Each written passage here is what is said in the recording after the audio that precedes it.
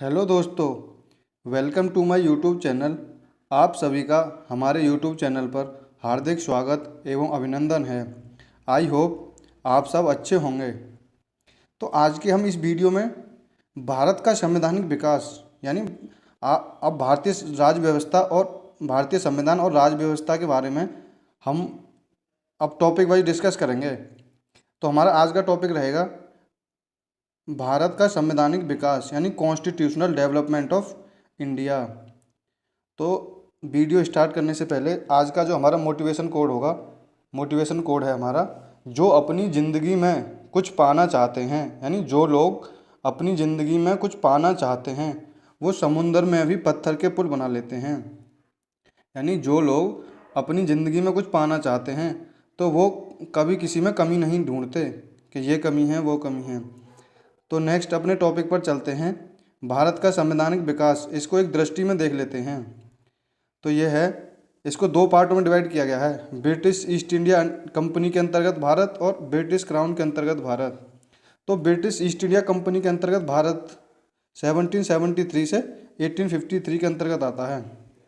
तो इसमें है regulating act 1773, Pitt's India act 1784, charter act 1793, charter act 1813, charter act 1833 और नेक्स्ट है हमारा चार्टर एक्ट 1853। और ब्रिटिश क्राउन के अंतर्गत भारत, ब्रिटिश क्राउन के अंतर्गत भारत है 1858 से 1947 के अंतर्गत आता है। इसमें government of India act, government of India act 1858। Next है हमारा Indian council act 1861, Indian council act 1892, Bharat परिषद अधिनियम 1909, भारत सरकार अधिनियम 1990 यानी 1919, भारत सरकार अधिनियम 1935, भारत सरकार अधिनियम 1935, अगस्त प्रस्ताव 1942, क्रिप्स प्रस्ताव 1942, अगस्त प्रस्ताव है 1940, क्रिप्स प्रस्ताव है 1942, कैबिनेट मिशन है 1946, माउंटबेटन योजना है 1947 यानी 1947, माउंटबेटन योजना 1947। तो नेक्स्ट है, अब जिसमें जितने भी परीक्षा की दृष्टि से जितने भी महत्वपूर्ण क्वेश्चन बन सकते हैं उसको हम डिस्कस करेंगे हम। तो भारत में ईस्ट इंडिया कंपनी की स्थापना किस चार्टर एक्ट के तहत की गई थी? वो है 1600 ईस्वी के चार्टर एक्ट के तहत।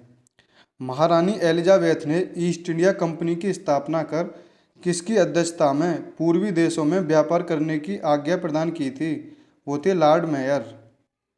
नेक्स्ट है हमारा, ईस्ट इंडिया कंपनी ने भारत में अपना कार्य कहाँ से प्रारंभ किया? ईस्ट इंडिया कंपनी ने भारत में अपना कार्य सूरत से प्रारंभ किया।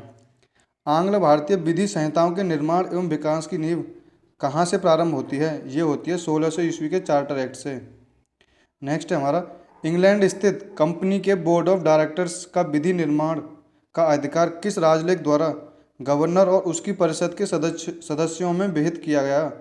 सन 1726 के राजलेख चार्टर द्वारा। किस अधिनियम द्वारा कंपनी में गवर्नर जनरल का पद सृजित किया गया? किस अधिनियम द्वारा कंपनी में गवर्नर जनरल का पद सृजित किया गया? 1773 के रेगुलेटिंग एक्ट द्वारा। तो नेक्स्ट है हमारा, गवर्नर जनरल वारेन हेस्टिंग्स के 4 सदस्यीय परिषद में पार्षद कौन कौन थे? फिलिप फ्रांसिस, क्लेवरिंग, मॉनसन एवं वर्वेल। गवर्नर जनरल वारेन हेस्टिंग्स के 4 सदस्यीय परिषद में पार्षद कौन कौन थे? फिलिप फ्रांसिस, क्लेवरिंग, मॉनसन एवं वर्वेल। गवर्नर जनरल तथा उसकी परिषद किसके प्रति उत्तरदायी थी? इंग्लैंड स्थित निदेशक बोर्ड यानी बोर्ड ऑफ डायरेक्टर्स के प्रति। ईस्ट इंडिया कंपनी की प्रबंधन शक्ति किसमें निहित थी? गवर्नर जनरल एवं उसकी परिषद में। ईस्ट इंडिया कंपनी की प्रबंधन शक्ति किसमें निहित थी? गवर्नर जनरल एवं उसकी परिषद में। नेक्स्ट है हमारा, कोलकाता में उच्च न्यायालय की स्थापना किस अधिनियम द्वारा किया गया था? कोलकाता में उच्च न्यायालय की स्थापना किस अधिनियम के द्वारा की गई थी? 1773 के रेगुलेटिंग एक्ट के द्वारा। उच्चतम न्यायालय में कितने सदस्य उच्चतम न्यायालय में कितने न्यायाधीश सदस्य थे तथा मुख्य न्यायाधीश कौन थे? 4 सदस्य थे। मुख्य न्यायाधीश थे सर एलिजा इम्पे। यानी उच्चतम न्यायालय में कितने न्यायाधीश सदस्य थे और मुख्य न्यायाधीश कौन थे? 4 सदस्य थे और मुख्य न्यायाधीश सर एलिजा इम्पे थे। किस अधिनियम द्वारा भारत के गवर्नर जनरल और उसकी काउंसिल को नियम तथा अध्यादेश जारी करने की शक्ति प्रदान की गई? रेगुलेटिंग एक्ट 1773 के अंतर्गत। नेक्स्ट है हमारा, किस अधिनियम द्वारा भारतीय लोगों से उपहार व रिश्वत लेने को प्रतिबंध कर दिया गया? रेगुलेटिंग एक्ट 1773 के अंतर्गत। बंगाल का प्रथम गवर्नर जनरल कौन था? Warren Hastings. रेगुलेटिंग एक्ट 1773 के तहत कोलकाता में उच्चतम न्यायालय की स्थापना कब की गई थी? 1774 ईस्वी में। ईस्ट इंडिया कंपनी पर संसदीय नियंत्रण का प्रथम प्रयास किस अधिनियम द्वारा किया गया? रेगुलेटिंग एक्ट 1773 द्वारा। 1765 ईस्वी में एंग्लो इंडियन इतिहास का युग प्रवर्तक काल किसे कहा है? 1765 ईस्वी को एंग्लो इंडियन इतिहास का युग प्रवर्तक काल किसने कहा है? इल्बर्ट ने। किस अधिनियम द्वारा भारतीय लोगों से उपहार व रिश्वत लेने को प्रतिबंधित कर दिया गया? रेगुलेटिंग एक्ट 1773 के द्वारा। नेक्स्ट है हमारा, क्या आप जानते हैं कि रेगुलेटिंग एक्ट में व्याप्त दोषों को दूर करने के उद्देश्य से सर्वप्रथम 1783 में डंडास अधिनियम और पुनश्च नवंबर 1783 में फॉक्स का भारतीय विधेयक लाया गया, किंतु उपरोक्त दोनों ही विधेयक पारित नहीं हो सके। अतः फॉक्स द्वारा प्रस्तुत विधेयक के हाउस ऑफ लॉर्ड्स में पारित न होने के कारण लॉर्ड नॉर्थ एवं फॉक्स की गठबंधन सरकार को त्यागपत्र देना पड़ा। ध्यातव्य है कि किसी भारतीय विषय पर एक अंग्रेजी सरकार के पतन का यह प्रथम और अंतिम दृष्टांत है। तदुपरांत पिट्स इंडिया एक्ट 1784 लाया गया। तो नेक्स्ट हमारा क्वेश्चन होगा, किस एक्ट के द्वारा सर्वोच्च न्यायालय की अधिकारिता से गवर्नर जनरल एंड काउंसिल को मुक्त कर दिया गया था? किस एक्ट के द्वारा सर्वोच्च न्यायालय की अधिकारिता से गवर्नर जनरल एंड काउंसिल को मुक्त कर दिया गया था? 1781 के सेटलमेंट एक्ट द्वारा। सर्वोच्च न्यायालय की राजस्व अधिकारिता को किस एक्ट द्वारा समाप्त कर दिया गया था? 1781 के सेटलमेंट एक्ट द्वारा। सर्वप्रथम किस गवर्नर जनरल को तथा किस अधिनियम द्वारा गवर्नर जनरल तथा मुख्य सेनापति दोनों की शक्तियां प्रदान की गई थीं? लॉर्ड कॉर्नवालिस को 1786 के अधिनियम द्वारा। किस अधिनियम द्वारा कंपनी के व्यापारिक एवं राजनीतिक कार्यों को एक दूसरे से पृथक कर दिया गया था? पिट्स इंडिया एक्ट 1784 द्वारा। कंपनी के कर्मचारियों पर उपहार लेने पर प्रतिबंध कब लगा दिया गया था? कंपनी के कर्मचारियों पर उपहार लेने पर प्रतिबंध कब लगा दिया गया था? 1784 में, यानी 1784 के पिट्स इंडिया एक्ट द्वारा। कंपनी के मामलों में ब्रिटिश सरकार का पहली बार कब नियंत्रण स्थापित हुआ? कंपनी के मामलों में ब्रिटिश सरकार का पहली बार कब नियंत्रण स्थापित किया? 1784 में पिट्स इंडिया एक्ट द्वारा। पिट्स इंडिया एक्ट के तहत निर्मित बोर्ड ऑफ कंट्रोल का अध्यक्ष कौन होता था? ब्रिटिश मंत्रिमंडल का सदस्य, यानी ब्रिटिश मंत्रिमंडल का सदस्य। किस एक्ट द्वारा गवर्नर जनरल को अपनी परिषद के निर्णयों को अस्वीकृत करने की शक्ति पुनः दे दी गई और इसे आगे आने वाले गवर्नरों के लिए भी विस्तृत किया गया? Charter act 1793।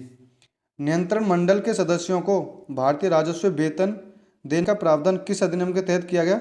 1793 का राजलेख के तहत। ईसाई मिशनरियों को भारत में धर्म प्रचार की अनुमति कौन सा राजलेख प्रदान करता है? 1813 का राजलेख। यानी ईसाई मिशनरियों को भारत में धर्म प्रचार की अनुमति कौन सा राजलेखन करता है? 1813 का राजलेख।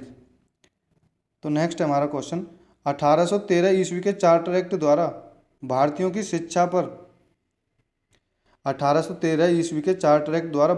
शिक्षा पर व्यय के लिए कितनी राशि नियत की गई थी? 1 लाख रुपए। भारत में आकर बसने तथा व्यापार करने के लिए आने वाले अंग्रेजों को लाइसेंस लेना किस चार्टर द्वारा अनिवार्य कर दिया गया था?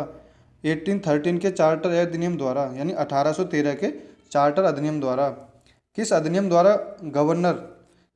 द्वारा गवर्नर जनरल के सदस्यों की संख्या 4 से 3 कर दी गई, जिसमें से एक प्रांत का मुख्य सेनापति होना अनिवार्य था? 1784 के पिट्स इंडिया एक्ट द्वारा। किस अधिनियम द्वारा गवर्नर जनरल के सदस्यों की संख्या 4 से 3 कर दी गई, जिसमें एक प्रांत का मुख्य सेनापति होना अनिवार्य था? 1784 के पिट्स इंडिया एक्ट द्वारा। तो ये था आज का हमारा कॉन्स्टिट्यूशनल डेवलपमेंट ऑफ इंडिया, यानी भारत का संवैधानिक विकास से रिलेटेड जितने भी क्वेश्चन बने हैं, और अभी आगे इसके पार्ट 2 में भी डिस्कस करेंगे जो भी क्वेश्चन इसमें बन सकते हैं। तो आई होप आपको हमारी वीडियो अच्छी लगी होगी। वीडियो अच्छी लगी हो तो लाइक करें एंड शेयर करें, और ज़्यादा से ज़्यादा अपने दोस्तों में शेयर करें, और कमेंट करके बताएं, अपना फीडबैक ज़रूर दें, जिससे कि हम आने वाला टॉपिक और भी अच्छे से डिस्कस करें। तो थैंक यू गाइस, जय हिंद, जय भारत। और अभी तक हमारे चैनल पर नए हैं तो हमारे चैनल को सब्सक्राइब कर लें और बेल आइकन पर क्लिक कर लें, जिससे कि आने वाली हर एक जानकारी आपको मिल सके। तो थैंक यू गाइस, जय हिंद, जय भारत।